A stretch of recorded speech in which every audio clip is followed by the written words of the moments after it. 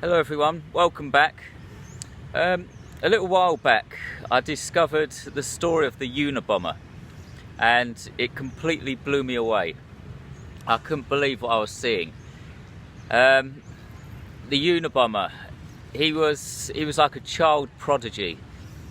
When he was a young child, his mother put him through an IQ test and he scored 168, which puts him on par with the likes of Stephen Hawking and Albert Einstein.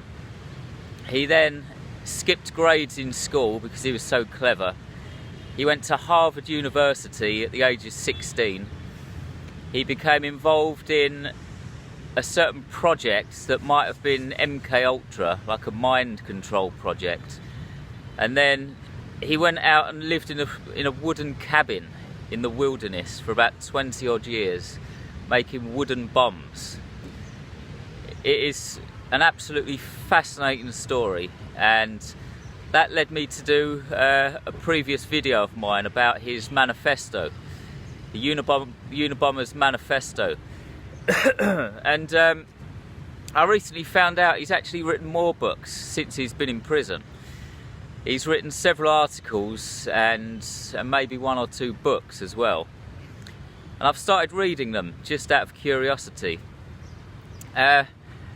Before I go on to this article that I've recently read, I just want to briefly recap what his general thesis is, or his general message is. His main point is that the Industrial Revolution and technological society has been very bad for the human race. And we basically need to overthrow technology and overthrow the system and go back to a kind of primitive way of life. That would be better for human beings, according to the Unabomber. And his second message concerns leftism, or modern leftism. This is the most interesting one for me, personally. He says there are two traits that characterise modern leftists. The first one is feelings of inferiority.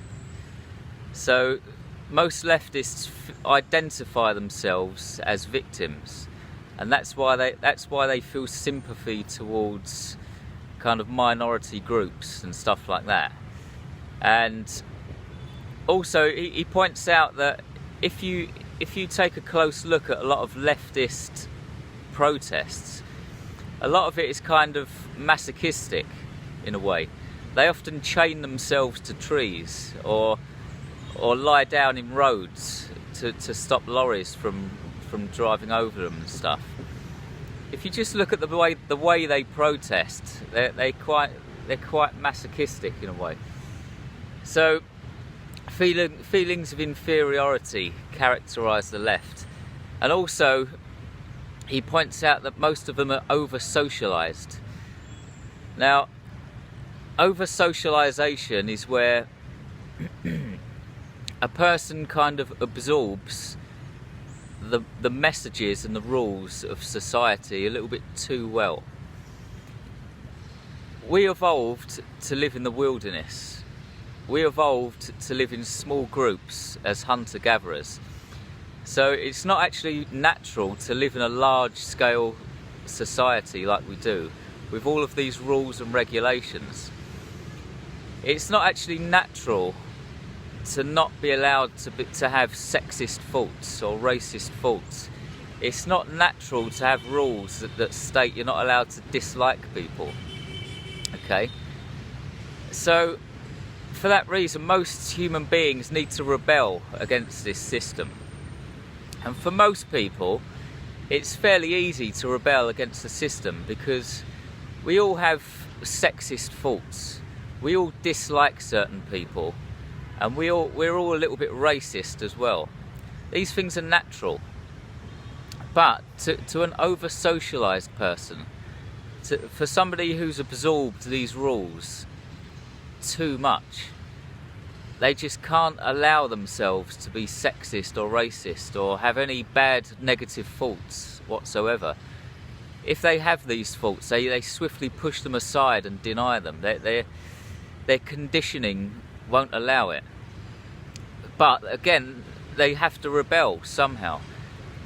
So they rebel by actually enforcing the rules of society on other people. They start accusing other people of being racist or sexist or bloody misogynistic or whatever. And they think they're being rebellious against the system. But without realising it, they're actually being advocates of the system. Alright, it takes a while to get your head around this, but it's a clever idea.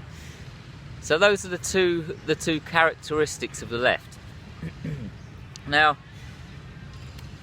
this article I recently read, it's called "The Truth About Primitive Life," and it concerns a political group called Anarcho Primitivists. Anarcho Primitivists believe that if the human race is going to survive, we need to completely reject technology and go and live in the wilderness again as hunter-gatherers. And this is completely in line with the Unabomber's teachings. But in this article, he basically criticises this movement. And the reason he does this primarily is because these anarcho-primitivists tried to claim that ancient hunter-gatherers lived in this really nice utopian blissful society where they kind of worked 3 or 4 hours a day and there was no sexism or racism or no homophobia and everything was just like paradise. That's what these people apparently claim. And so in this article, "The Truth About Primitive Life," the Unabomber cites certain books that have been written by anthropologists who have actually lived with hunter-gatherer societies that exist today or in the recent past.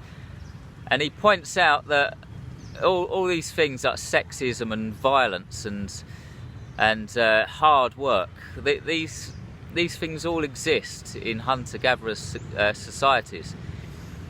He talks about Australian Aboriginals and a tribe called the Mabuti, if that's pronounced correctly, and Eskimos and Bushmen mainly. He cites these tribes and he points out that they work extremely hard just to survive. A lot of them are sexist, a lot of them control their women, there are forced marriages, there are violence, they don't like sharing. Not all the time. There's some aspects of these tribes are very, very nice, but he points out that these claims of utopia that are made by this political group are just downright false. So he criticises this political movement, but then he actually goes on to criticise the anthropologists who wrote these books.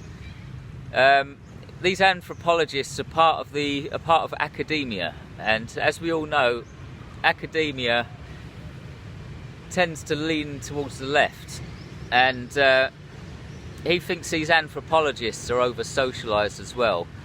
And he just speaks of this desire that these academics have of kind of trying to paint these tribes as being politically correct. It's very strange. And he admits he doesn't really know exactly why. He knows they're over-socialised, but he admits that it's a very complex psychological topic, and he's just scratched the surface of it.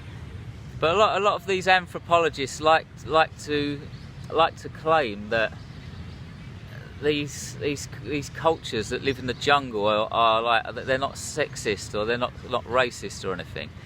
It's very, very strange, but yeah, it's a bit of a strange article. It only took me about 2 days to read this, and I'm a slow reader as well. You could probably read it in about 1 day. It's called "The Truth About Primitive Life." It's a critique of anarcho-primitivists and over-socialised anthropologists. It's a bit of a weird one, really, because he's criticising a movement that's in line with his philosophy. So it's a bit strange. It is an interesting read though, and he actually mentions the time when he lived out in the wilderness.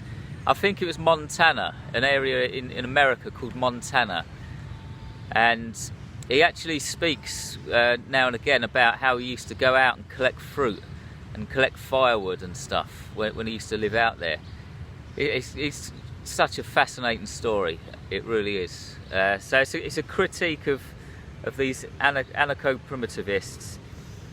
And also I think the reason he criticises this movement as well, in the Unabomber's original manifesto, he actually mentions that the revolution against technology must be closed off to leftists, because if or when leftists attach themselves to a cause, they transform the cause to their cause.